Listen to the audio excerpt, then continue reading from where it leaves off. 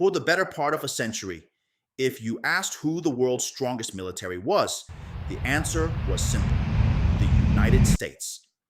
Its power is projected across the globe by fleets of untouchable aircraft carriers, symbols of a military might no one could seriously challenge.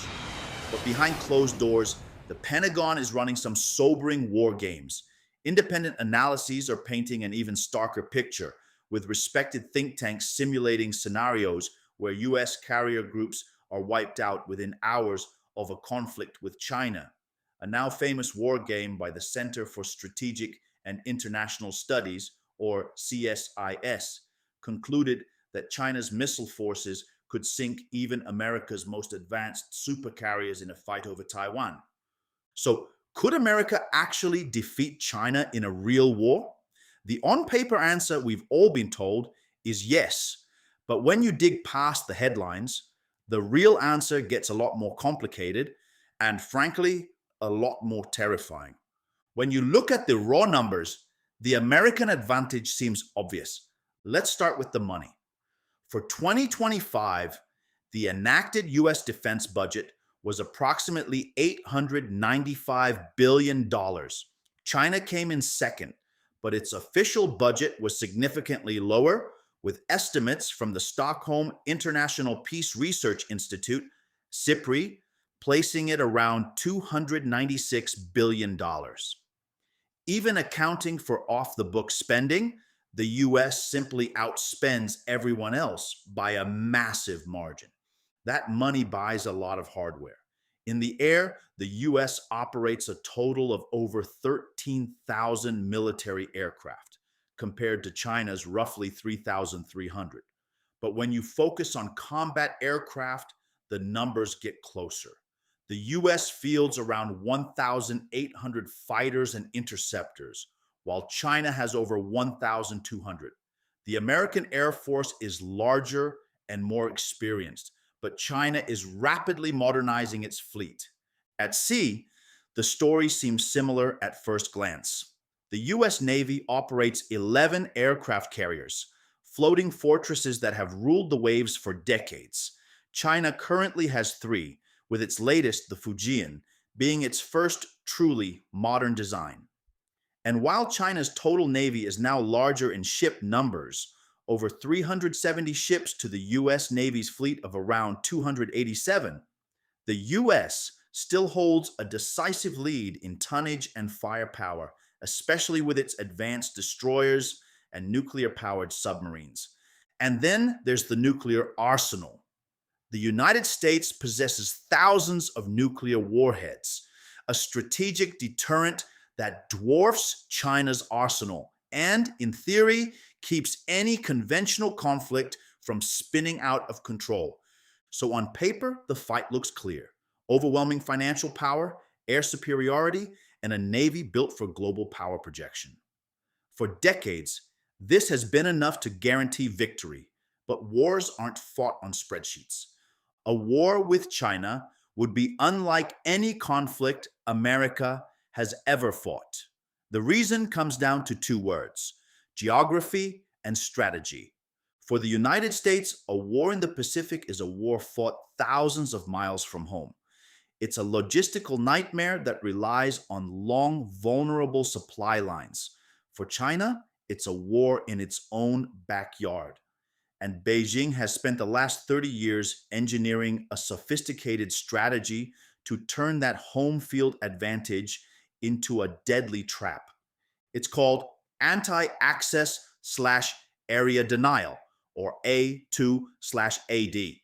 The concept is simple: make it impossible for the US military to get close enough to fight. The anti-access part is designed to keep US forces out of the region, using long-range ballistic missiles to threaten American naval ships and air bases. The area denial part uses a dense network of advanced surface-to-air missiles and fighter jets to turn the airspace within that region into a death trap for US aircraft. The crown jewels of this strategy are China's infamous carrier killer missiles, including hypersonic weapons like the DF-21D and DF-26. These missiles are fast, hard to track, and designed to do one thing: hit the billion-dollar aircraft carriers that form the core of American power. The CSIS war games repeatedly showed that in the opening hours of a conflict, swarms of these missiles could overwhelm a carrier strike group's defenses. The very symbols of American dominance could become its greatest vulnerabilities. This is the nightmare scenario whispered about in Washington.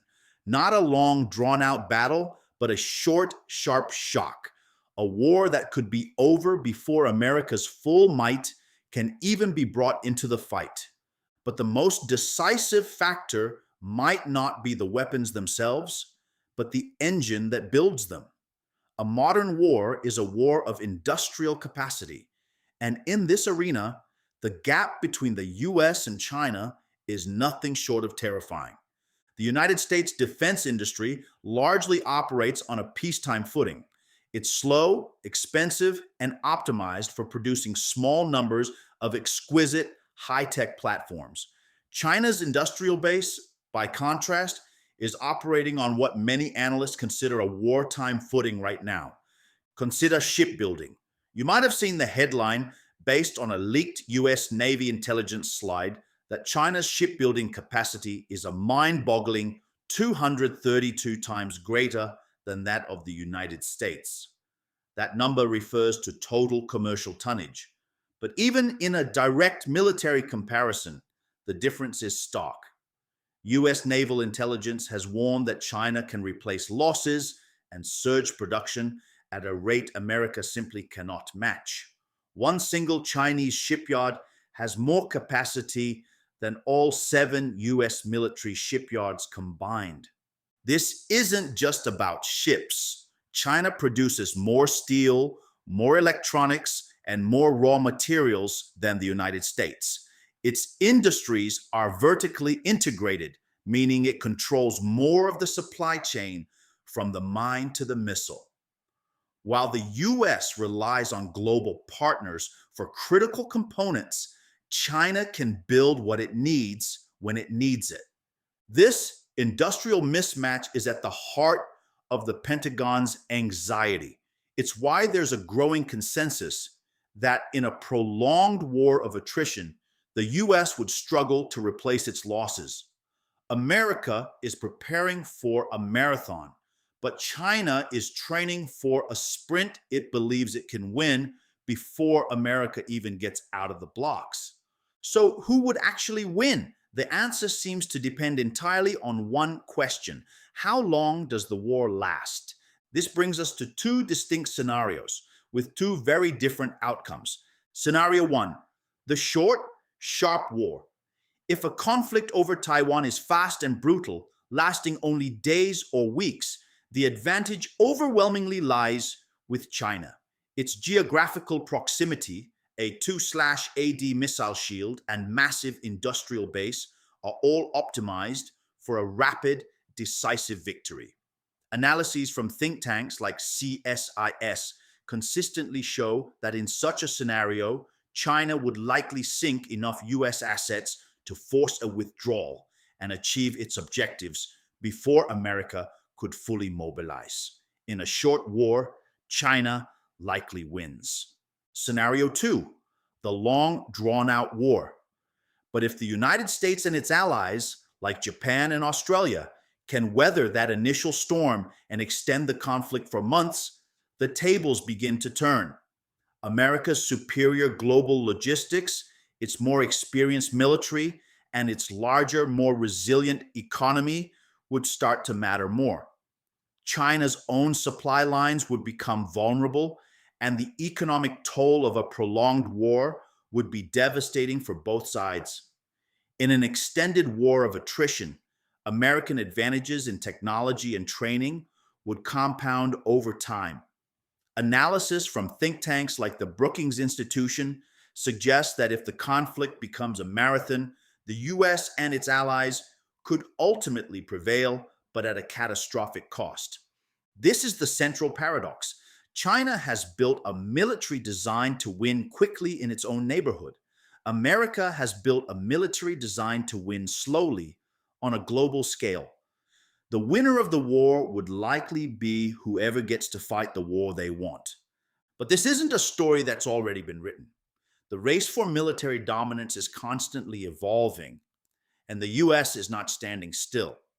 In response to China's numerical advantage, the Pentagon has launched the Replicator Initiative. The goal is to counter China's mass with American technology by developing and deploying thousands of smaller, cheaper, autonomous systems like drone swarms. Instead of a few exquisite and vulnerable targets, the US would field a resilient and distributed network of intelligent weapons. The Pentagon is investing billions to make this a reality, signaling that this is the future of the US military. At the same time, the US is racing to develop effective defenses against hypersonic missiles, working on new interceptors and advanced tracking systems. A recent test of a common hypersonic missile shows progress is being made on the offensive side as well. If America can neutralize China's A2/AD threat, the balance of power could shift dramatically back in its favor. But for now, the reality is clear. The era of uncontested American military supremacy is over. China has strategically built a force capable of challenging the United States in its home region, creating a balance of power that is both tense and dangerously unstable. So, could America actually defeat China? The honest answer is it depends, and any victory would come at a cost that is difficult to fathom. A short war heavily favors China. A long war could favor the United States, but the losses would be staggering for all involved. Neither side can guarantee a win, and the risk of a nuclear escalation makes any such conflict profoundly dangerous. The truth is, the most important contest between the US and China isn't about who would win a war, but about who can be more effective at preventing one. This is a new era of strategic competition, a high-stakes chess match where the goal isn't to checkmate your opponent, but to maintain a delicate and stable balance of power. But what do you think?